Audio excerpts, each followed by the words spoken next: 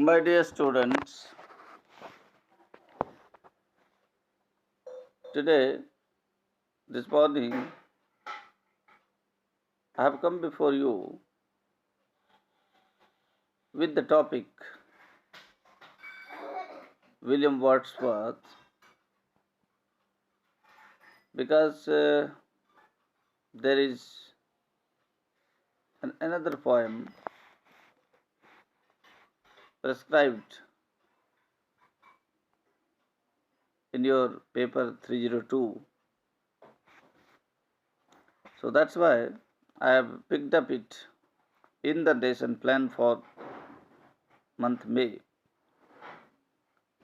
William Wordsworth as the pioneer of Romanticism. Then after we shall move to the particular poem if it necessary. So today here it is for you, William Wordsworth as the pioneer of the Romantic poetry.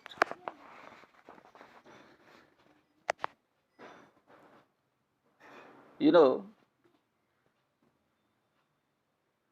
Wordsworth is one of the greatest poets in the history of English literature. He is a conspicuous name in the realm of English literature, English poetry. He is the pioneer of Romantic poetry and remains a shining example of poetry. In him, there is found an original poet and a thinker. And he, in his art, fused poetry and philosophy in an excellent manner. Wordsworth brings man close to nature. In fact, he is the poet of nature and man, and his poetry presents man in relation to social living. Thus, he has rightly been called the worshipper, the harbinger, herald, and the priest of nature. Wordsworth, as a poet, draws all inspiration for his poetry from nature. For him, nature is his friend, philosopher, and guide. Wordsworth finds there is a quotation. Wordsworth finds tongue in the trees, birds in the running brooks, sermon in stones, and good in everything. Really, Wordsworth is a poet of nature. But it is not the spectacular beauty of natural scenes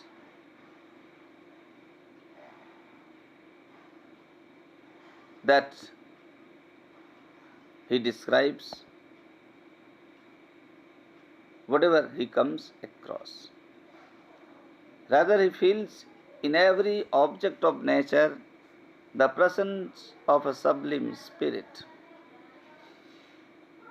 He finds in all that he beholds hills and dales, springs and rivers, birds and flowers, joy and consolation infinite.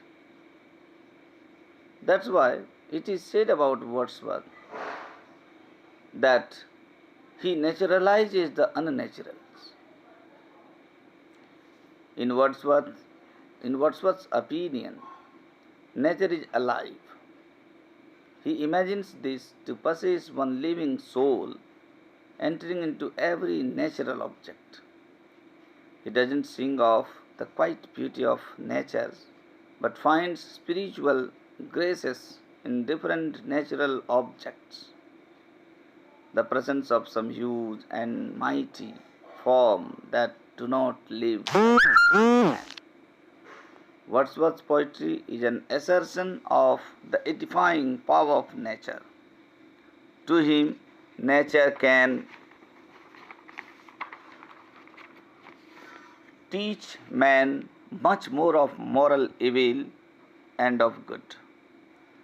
No other poet is found to have loved or worshipped nature with a greater zeal and devotion.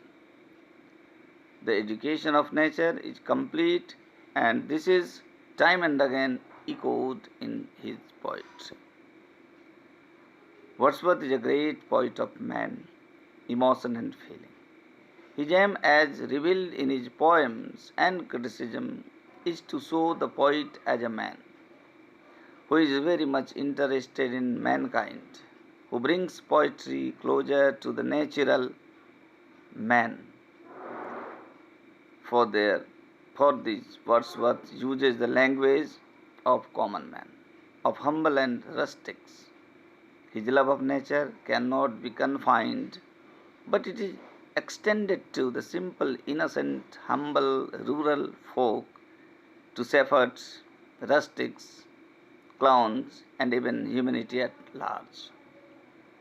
Hence, Wordsworth's love of nature is never devoid of any sympathy or love for man. However, it is the common man always who finds a path in his heart. He is a poet of man and nature, hearing often the still sad music of humanity in the working of nature. Wordsworth interprets nature in relation to his concept of universal force, which may be taken as the very motion of romanticism also.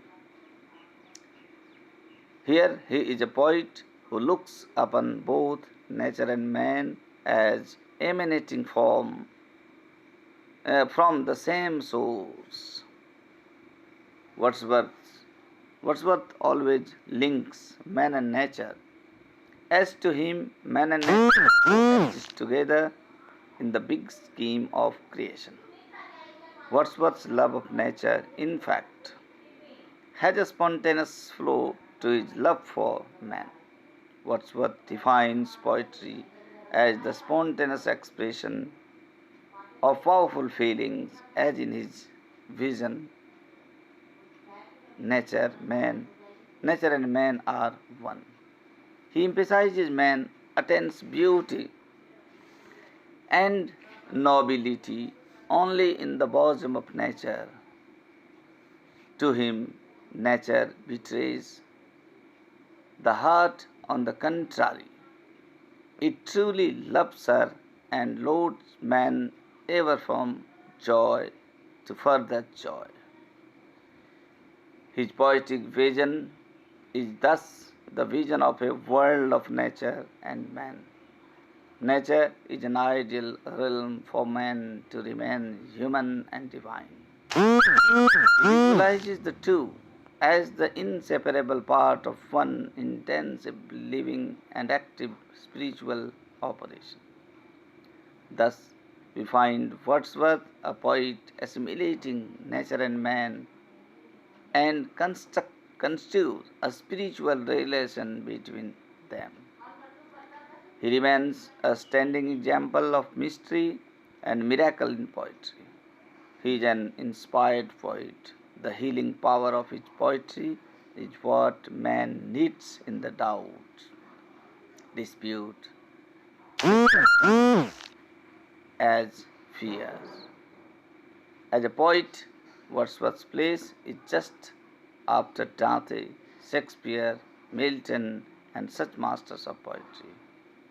To him, nature becomes a prime teacher, and with the power to chasten and subdue, is all capable of teaching more of moral evil and good than all sages can.